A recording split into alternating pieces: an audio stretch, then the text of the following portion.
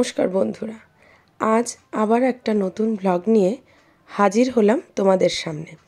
আজ ব্লগটা সম্পূর্ণ অন্যরকম।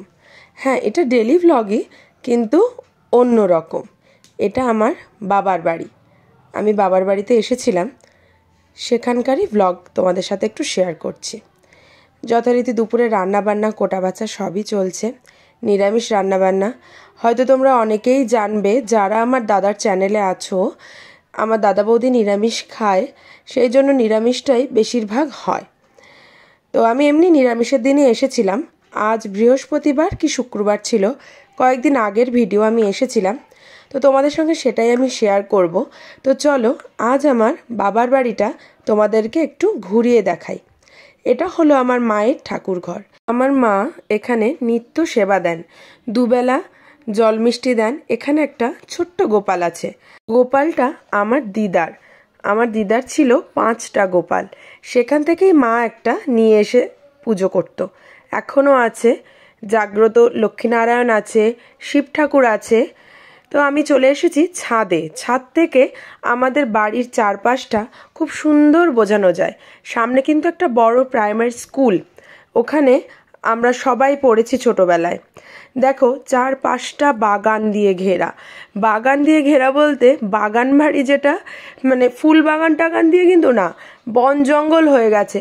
দেখাশোনা করার কেউ নেই, প্রচুর জমি জায়গা, কিন্তু দেখাশোনা না করলে যা হয়, বাঁশ বাগান এটা ওটা গাছে পুরো ভর্তি হয়ে গেছে। আমাদের জমি জায়গা বেশি হলেও জনসংখ্যা কিন্তু বেশি না। আমার মা বাবারাই এখানে থাকে। ঠাকুরদা ঠাকুমা থাকতেন, ওনারা গত হয়েছেন কয়েক বছর আগে। এই যেটা দেখাচ্ছি এটা হচ্ছে স্কুলের বিল্ডিং, যেটা ছাদ, সামনে বড় প্রাইমারি স্কুল। স্কুলের সামনে পার্ক আছে বাচ্চাদের খেলা করার জন্য। স্কুলটা আগে ছোট ছিল যখন আমরা ছোটবেলায় পড়তাম, এখন অনেক উন্নত হয়েছে। বিভিন্ন ফল গাছ আছে, আর ছাদ থেকে তো পুরো পরিষ্কার ভিউটা বোঝাই যায়। বাড়ির পুরো পাশেই আগে মাঠের মধ্যে স্কুল আর আমাদের বাড়িটাই ছিল। এখন মাঝখানে পাঁচিল হয়েছে, আর এপাশ ওপাশ মানে এদিকে বাড়ি ওদিকে স্কুল হয়েছে। এই যে জায়গাগুলো দেখাচ্ছি সম্পূর্ণটাই আমাদেরই জায়গা। তো চলো এবার একটু নিচে গিয়ে তোমাদের সঙ্গে সবটা শেয়ার করি। সামনে কে যাচ্ছে তোমরা বুঝতেই পেরেছো। যারা যারা আমার দাদার ব্লগ দেখে, দাদার চ্যানেলে দাদার ভিডিও দেখে, তারা তো বুঝতেই পারবে যে আমার সামনে কে যাচ্ছিল। একটা বদমাশ যাচ্ছিল। তো চলো নিচের দিকে যাই, তোমাদের সঙ্গে সবটা আজকে শেয়ার করব, আর গল্প করতে করতে ব্লগটা তোমরা এনজয় করো। এখানে আমার দাদা বসে আছে। দাদাকে তোমরা যারা চেনো তারা তো বুঝতেই পারবে। উঠানে চলে এসেছি আমি। নিচে নেমে উঠানে তুলসী মন্দির আছে, বড় একটা উঠোনটা আগে কাঁচা ছিল, অনেক সবজি এখানে চাষ হতো।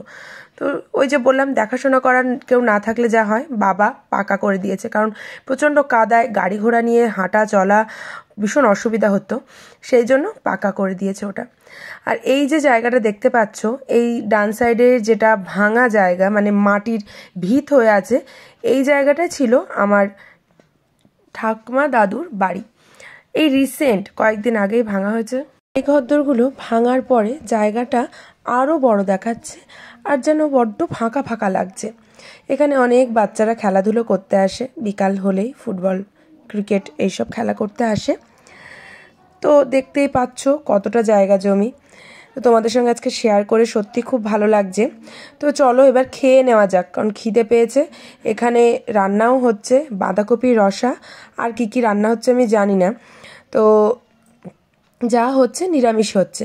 এখানে একটা হরিনামের গাড়ি এসেছিল, চাল পয়সা নেয়। তোমাদের ওদিকে যায় কিনা জানি না, তবে আমাদের এখানে গৌরীয় মঠ থেকে প্রায় সপ্তাহে একবার করে এই গাড়িগুলো আসে, চাল পয়সা নেয়, প্রসাদ দেয়, তিলক কাটে, আবার চলে যায়।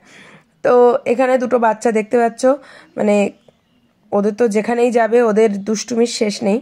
তো চলো যেটা বলছিলাম, খেয়ে নেওয়া যাক। মেনুতে আজকে ছিল বিউলির ডাল, আলু পোস্ত, বাঁধাকপির রসা, টমেটো আলু মাখা, কাঁচা টমেটো আলু ভাতে আর কি। তো বিউলির ডাল আর আলু পোস্তটা স্পেশালি কিন্তু আমার জন্য, কারণ আমি খুবই ভালোবাসি। ও হ্যাঁ, বেগুনিও ছিল। তো দুপুরে খাওয়া দাওয়াটা শেষ করে আমি আর মা দাদার গাড়িতে করে বেরিয়ে গেছিলাম মাকে নিয়ে চোখের ডাক্তার দেখাতে। নাম লেখানো ছিল, তাই একটু তাড়াতাড়ি দুপুর থাকতে থাকতেই বেরিয়ে গেলাম। বৌদি ভাই গেছিল আমার ভাইপোকে নিয়ে ড্রয়িং ক্লাসে, তো সেই জন্য বাড়িতে তালা দিয়ে বৌদি ভাইয়ের কাছে চাবি দিয়ে আমরা চলে গেছিলাম ডাক্তার দেখাতে। তো দেখো চারিদিকে না সর্ষে ক্ষেত হয়ে আছে, এটা অনেক দিন আগেরই ভিডিও, ওই জন্য সর্ষেগুলো এখনও তরতাজা হয়েছে, কেউ ভাঙেনি। আমাদের এখানে সর্ষে ক্ষেত, ধান ক্ষেত এগুলো বেশ ভালোই দেখা যায়, তাই তোমাদের সঙ্গে আজকে একটু শেয়ার করলাম। তো আজকের ব্লগটা তোমাদের কেমন লাগলো অবশ্যই কিন্তু জানাতে ভুলো না, আর আমার চ্যানেলটা সবাই একটু সাবস্ক্রাইব করে পাশে থেকো। আজকে এটুকুই, ভালো থেকো, টাটা।